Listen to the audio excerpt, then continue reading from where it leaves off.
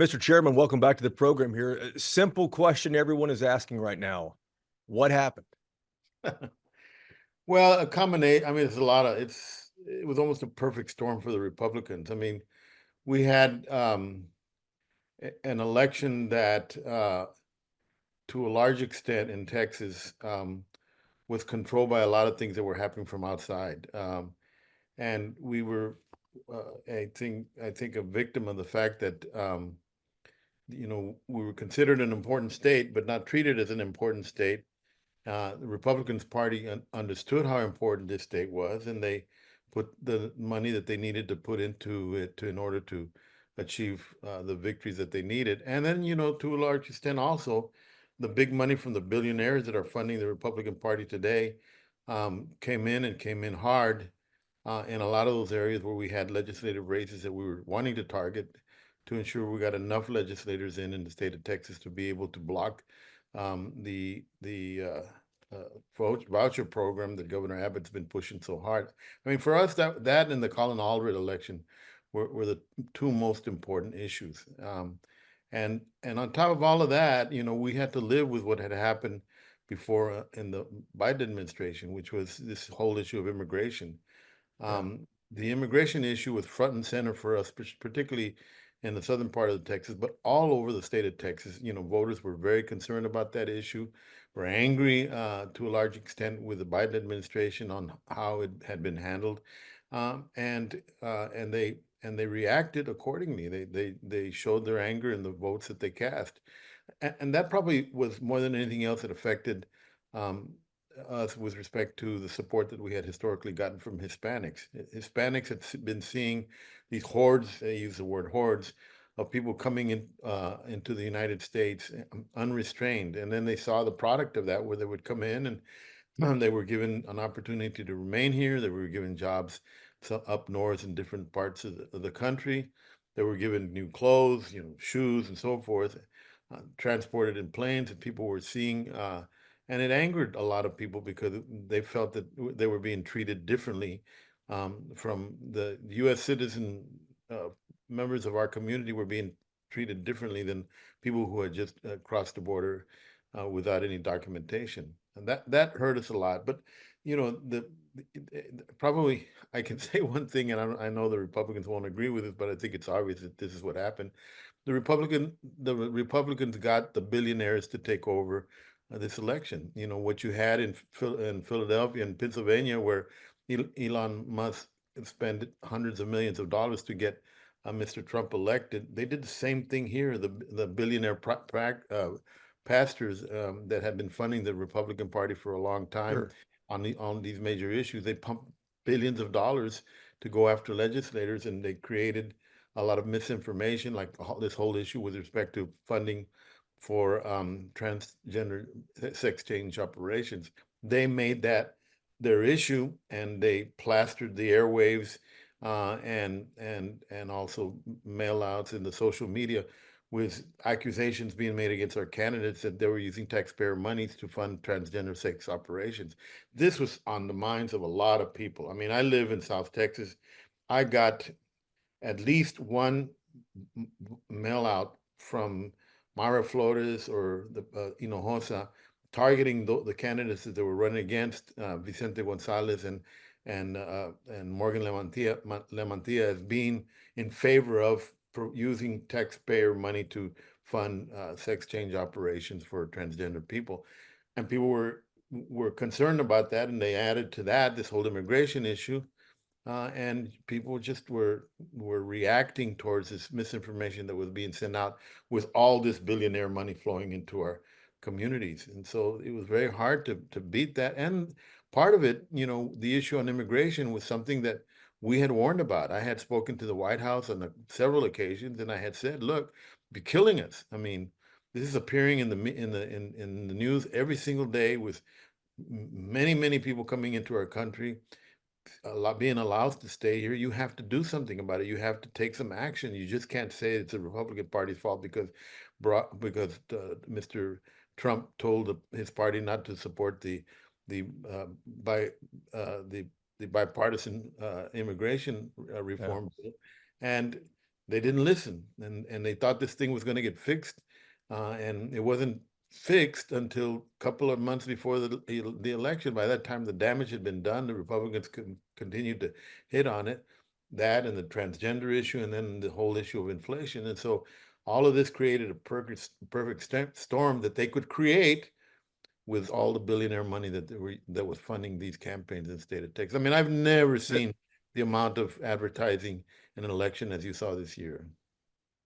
Mr. Chairman, Texas Democrats have faced headwinds before from Republicans, from Republican money, from Republican messaging as well.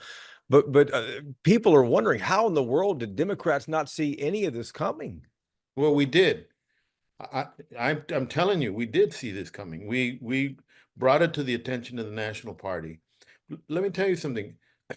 A year and a half ago, I was knocking on doors in Washington, D.C. with the Democratic Party institutions, and I was telling them, look, you can't get Texas to change unless you make an investment in Texas. You can't get Texas to move in the direction that you need them to go unless you decide that you are going to make it the battleground state that it is. The Republican Party has made it a battleground state, Sure. and they have funded it as a battleground state. And the Democratic Party was too afraid of the size of Texas.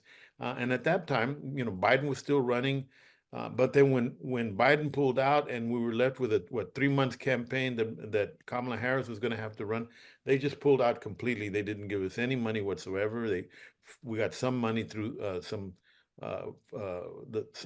not the Texas Democratic Party, but some groups that were being funded by outside money, but none of it came to Texas. And part of that effort that I engaged in, and a lot of Democratic leaders, including my daughter, we were telling the people, the administration in Washington, you need to get a handle on this immigration issue because people are talking about it. They're very upset about it. And we are going to get punished on this issue. And in fact, we were. And it affected us not just with the traditional voters, but a lot of that sometimes we get and sometimes we don't, but with our base, with Hispanics who are very upset about this.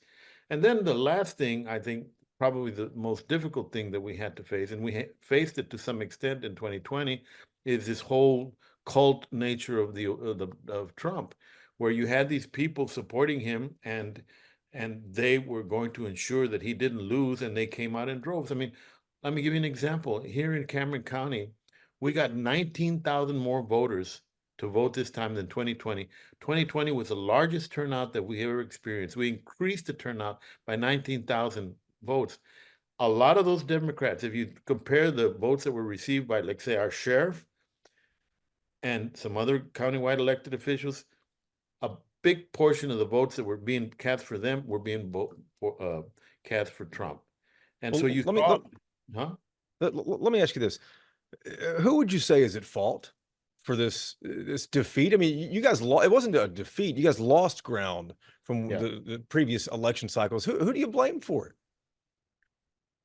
Well, I blame the billionaires to some extent. I mean, we can't match that money. When the national government does not provide you any money, when national donors decide to fund little interest groups and not give any money to the party, how do you compete with the money of billionaires being funding these campaigns of Myra Flores and all the other people that they were funding? I mean, how do you compete against the fact that if you turned on the TV, Myra Flores was in there, Mr. Hinojosa that was running against Morgan Lamantia, Ted Cruz, all these people were in the media nonstop, and we had no money to counter that except for the money that was by the candidates. They had a ground game that they put together, funded by the billionaires. We were not able to compete with that until the National Party decides to invest in Texas. We're being left alone to fight this fight without any resources. Do Democrats in Texas need a better message? Well, they certainly needed to respond more appropriately to this issue of funding of sex change operations for transgender people. That was just, we left our. But at the end of the day, people aren't voting on this transgender question. People aren't voting on that, and it's, people clearly didn't vote on the abortion issue either. It seems like people voted on the economy and likely immigration. That's not what I saw. They were voting to a large extent on immigration and on these misinformation that the Republican Party was putting out there on this transgender issue. They were angry about that. And then on top of all of that, like I said, you had a lot of people who voted Democrat on all the local elections, but voted for Trump in the national election. So that's what I saw in the Rio Grande Valley. Across the state of Texas, we saw the same thing. You had people that were coming out voting for the local candidates, but did not vote for some of the people that were in the national ticket, because that was part of the strategy of the Republican Party. And again, the amount of money that was being flooded into the system was huge. It was Yeah. unprecedented, and The, it was not money the, that can be accounted. the, the other big story is happening in the Rio Grande Valley, and that is that Donald Trump won a number of counties, flipped a number of counties from blue to red, including Cameron County, where you are right now. You now live in a Trump county. What do you think led to that? The South Texas, the big blue wall down south, has finally fallen. Well, it's falling to Trump. They elected two JPs in Cameron County. They reelected a congresswoman in Hidalgo County. Even in Stark County, they flipped Stark County in the presidential race, but we won all the local elections. So he himself has a following among Hispanics that doesn't translate into support for local Democrats in elections. Yeah. What happened in this election is that people who were voting for Democrats up down the ballot on that one race voted for Trump.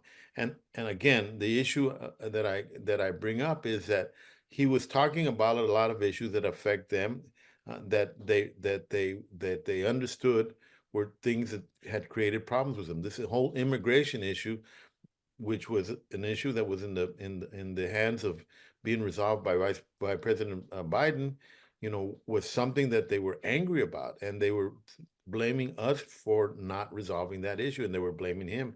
Local elected officials were not being blamed. Our sheriff won by the same margin that our sheriffs have always ran. All our countywide elected officials won as well, and in Hidalgo County, the same thing happened. So that People is were a splitting the phenomenon that ticket. I can't explain beyond that. The votes for him down here, but that doesn't mean that they can. I mean, they had candidates on every race, every county race in Cameron County, and they didn't win any of them. You know, they won the same state rep race that they had won before, that was Right. gerrymandered to make it almost an even race, and they picked up a couple of JPs in the part in the northern part of the county, and that was it. Mr. Chairman, Donald Trump has now twice defeated a woman candidate against him from the Democrats. Is this country not ready for a female president? Well, they were not ready for the candidates that were fielded by the Democratic Party for whatever reason. They they I think what happened was, and this is something that was unavoidable, um, when Joe Biden took so long to withdraw from this race. I mean, he should have withdrawn. In fact, he should never have announced from the very beginning. He should have withdrawn much earlier. There wasn't enough chance to allow the party leadership to select a nominee. Joe Biden selected that nominee for us, and we had to go with who the president selected in the 3 months period we had left to campaign for that position. He put us, Joe Biden put us in an impossible position. America did not know Kamala Harris. They did not know anything about her. They were then asked to jump on board within a 3 months period. Had we had a full primary election where we had candidates out there, even if they would have had an opportunity to meet her and get to know her better, they Yeah. didn't have that opportunity, or would have given someone else an opportunity to run. When he did what he did, he put us in a very difficult position. That, and then all the other issues that we were left with, which the first and foremost was the immigration issue. So I don't know whether that's the fact that we can't elect a female president. I think it's the circumstances that we were left in.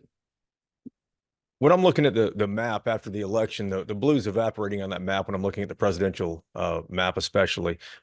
Was there any bright spot at all for Texas Democrats on Tuesday night? Well, we were able to hang on to our two congressional races down here, positions last night. We had a United States congressman who was facing a federal indictment, and he was able to win by large margins. We Henry had Cuellar. Henry Cuellar. And then we Yeah. had our congressman here in the Rio Grande Valley, Vicente Gonzalez, was being faced with millions of dollars, probably twice as much money as he had, and some of the baggage that was left over from the Biden administration, and he also won. So, and he won by a substantial margin. So, you know, that's to me an example of what happened here. When we can win these races, with all the problems that are out there and the money that's being spent by these billionaires who now, in my opinion, run this country. You have billionaires who are in the fossil fuel industry. They're going to have their say with Yeah. government today on that issue. You've got a billionaire who's named Musk, who now can do whatever he wants in contracts with the government, and anybody else that was involved with the Republicans, which are the billionaires also from the tech industry. All these people are going to do what they want to do, and they funded the Republican Party, and we did not have that. A couple last questions here. After those results were coming in last night, it became clear that Colin Allred was going to lose Texas and that Kamala Harris was going to lose Texas. The counties in the Rio Grande Valley were going to flip from blue to red to Donald Trump. What was your text message chain like with other members of the leadership of the Democratic Party and other Democratic elected officials in this state? I mean, they were worried. We hadn't gotten the results yet. At the end, when we saw it going in the direction it was going, they were concerned and they were upset, but they also knew what had happened. They explained that how do you fight a situation where this guy's got a cult, and as a result of this cult, all these people come out that would never have come out before. I mean, this is exactly what happened in 2020. We But were winning I, every state rep race that we fought. yeah, I guess what I'm not clear on from other Democrats as well, how do you overcome Donald Trump? Because we know what he is. We've known what he is since 2015 politically. But at some point, Democrats have got to figure out a way to defeat him, and they did in 2020 with Joe Biden, but they didn't replicate that this year. Well, Democrats didn't have a chance to coalesce behind one nominee that we had a chance to choose. We didn't have a chance to come together in a full primary that we had a chance to allow other people to run and have a candidate for the Democratic nominee run in primaries all across the country, have the people to get to know him or her, and then come out of this with a candidate that was selected by the Democratic Party. The candidate we have out was outstanding. I think she's a great leader, but she wasn't really selected the way our candidates normally are. One person selected her, and that was Joe Biden. And I know that he did it because he felt that she was the most qualified person to do it, but that's not the way it normally works. Normally, we all come together and we pick a candidate. We hear them Yeah. campaign. We are able to weigh the credentials of each one of them and then come together with one candidate and come together at a convention. That didn't happen. And I think that had a lot to do with the outcome. I mean, like I said, she was great, but for some reason, she is not someone that was able to overcome all the faults and problems that Mr. Trump has. And I think that we would have had that opportunity. Look what happened in 2020. Joe Biden, who was already old at that time, was able to defeat him. He had more money than he had before, but people knew Joe Biden. They knew the kind of man he is, and they made a decision to stick with him. They didn't have that this election cycle, not at all. And again, I don't want to take away from the fact that Kamala Harris is a great leader and a great person, but at the end of the day, that's not how it works. We select our party nominee different. We were not given that opportunity. After that shellacking on Tuesday night, I've heard from some Democrats who say that the state party just needs to be reset. It needs a change at the top. What do you say to those Democrats of yours that want you to hand off leadership to someone else? Well, I agree that the leadership in the state has to be winning elections. And I'm fine with that. I mean, if people want me to step aside, I'll step aside. But the bottom line is that all the Democratic leaders in this state, at every large county in this state, suffered defeats of the same nature. And they're good people. They're good, strong leaders in the state. they were faced with problems that we've never seen, issues that we had never seen before, and they were not able to get past that. We lost the courts of appeals in Dallas County. You know, Colin Allred lost some of the counties where he sits as a United States congressman. We lost the courts of appeals I think we lost 3 or 4 courts of appeals in the state of Texas in counties where historically we've been winning elections. We were all, and we have great leaders in all those counties. And so, at the end of the day, it was a lot of circumstances beyond the control of anybody else. It is very difficult for the Texas Democratic Party to control an election in its state when the national party refuses to provide the resources necessary to do that in the second largest state in the United States. One more question here too. Based on the results of Tuesday night, do you think school vouchers are going to pass now in the state of Texas? Well, that depends. I mean, I will tell you that there is enough Republican legislators in the state of Texas that live in counties where there are no private schools, that if they voted their constituencies, they voted their areas of the state, this would not pass. Now, the question is, are they able to withstand the pressure that has been brought against them by Greg Abbott and the billionaire preachers that are funding this whole effort to get the vouchers? Are they able to withstand that that hoard of money that could come down on them and do the right thing? Well, we'll find out during the session, because if they vote for vouchers, they are hurting their own kids. None of that money that is going to be spent for vouchers is going to be spent in their community. And so why would they want to vote for vouchers when the money that is going to be used to fund vouchers is going to come out of the budgets of their school districts, their teachers, their children, the retirement of their teachers? That remains to be seen what happens. Mr. Chairman, we always appreciate you making time for us. Thank you, sir. Thank you.